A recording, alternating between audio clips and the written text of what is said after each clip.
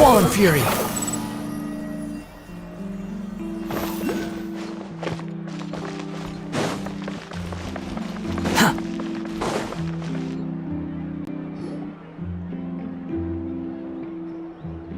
Huh? Isn't that Charlotte? What could she want with Lapine Pauline?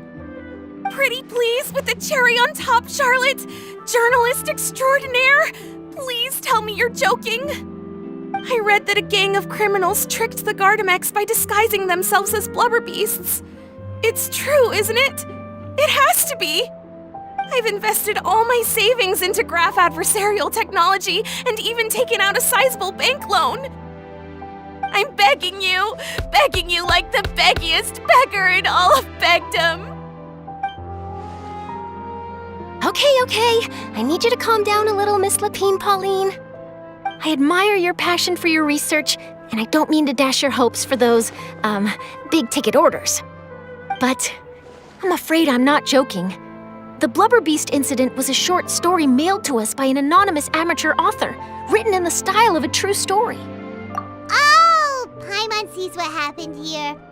Sounds like the report Lapine Pauline read in the Steambird wasn't in the news section after all. Funnily enough, I actually remember being in a meeting where the editing team was debating the potential risk of misleading the public with this story. They even went to Maison Gardiennage for advice. But to our surprise, they fully supported us printing it. They figured that the false intel would be a great way to dupe potential criminals into wearing ridiculous costumes when breaking the law. In truth, Gardamex are extremely sophisticated in their capabilities. They can identify criminals just as reliably as the best human guards, so a crude disguise isn't gonna get you far.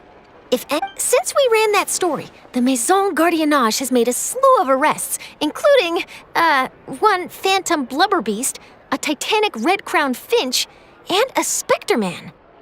So I knew this story had helped out law enforcement, but this is the first time I'm learning of an innocent citizen being deceived by it, and investing so much mora for nothing.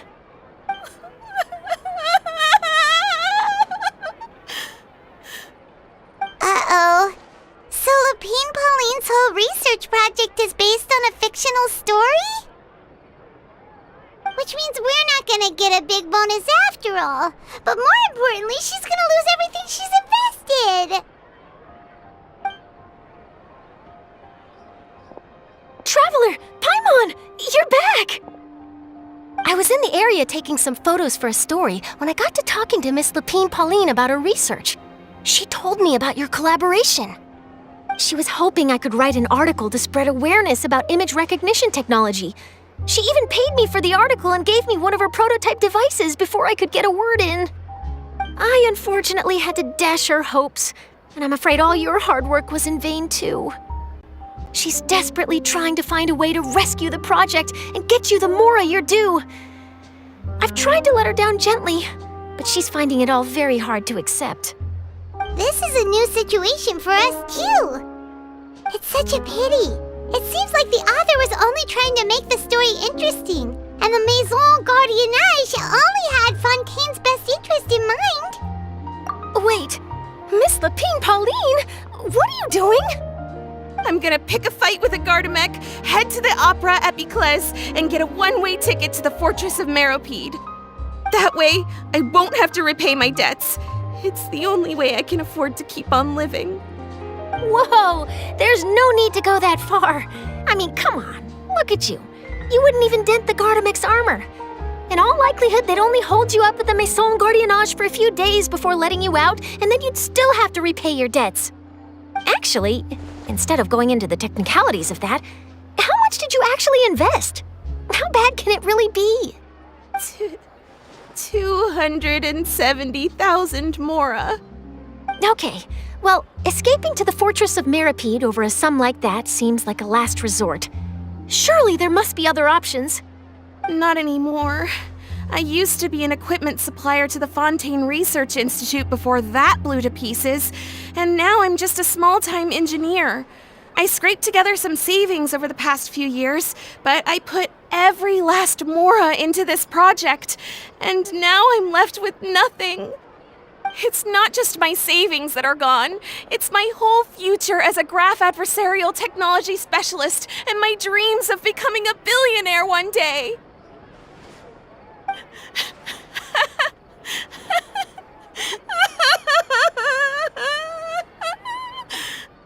My life is over. Don't despair, Miss Lapine Pauline. I think I know a way for you to turn this around. This prototype you've given me, the camera lens for image recognition sample collection. It's really quite something. You said you designed it specifically for high-fidelity image capture and analysis, yes? The rapid focal length adjustment is a very useful function in its own right. It's sure to make many journalists' jobs much easier. In fact, I'd say it has the potential to revolutionize Fontaine's news media. So your research efforts thus far are by no means in vain. The technology you've developed may have many applications that you've never even considered. Really? Absolutely. I've been working as a journalist for the Steambird for a long time now. No one understands the issues we journalists face on a day-to-day basis better than me. So keep calm, take heart, and start thinking about mass production. In the meantime, I'll show your invention to all my colleagues to drum up interest in your product. I can't believe it! If this is true, then I can look into setting up a whole camera lens development pipeline. My big-ticket orders and billionaire aspirations are still in the cards. Oh, maybe I should consider taking out another loan. That way, I can rapidly improve the lens production process, be the first to market, and prepare to battle for dominance in the camera industry. Come on! Stop daydreaming about your pipelines for a minute. Just take it one step at a time and see how it goes. There's no sense in putting all your eggs in one basket before things are even off the ground. And I can probably speak to some people I know and license my image recognition device to a workshop to raise some funds. I can't believe I didn't think of this sooner. There's no time to lose. I need to get to work. Early bird gets the worm. Can you believe her? She just ran off. Paimon's pretty sure our advice went in one ear and out the other. It's understandable.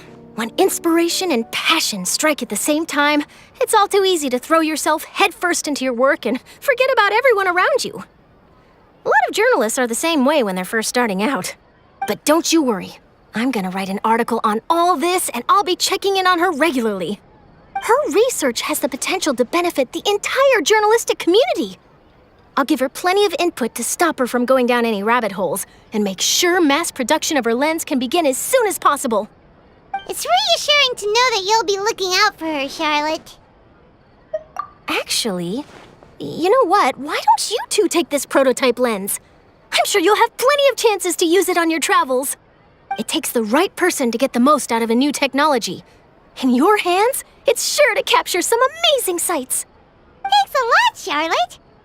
No bonus, no biggie. This makes everything worth it. You're welcome. I got something out of this too. The beginnings of a very interesting news story.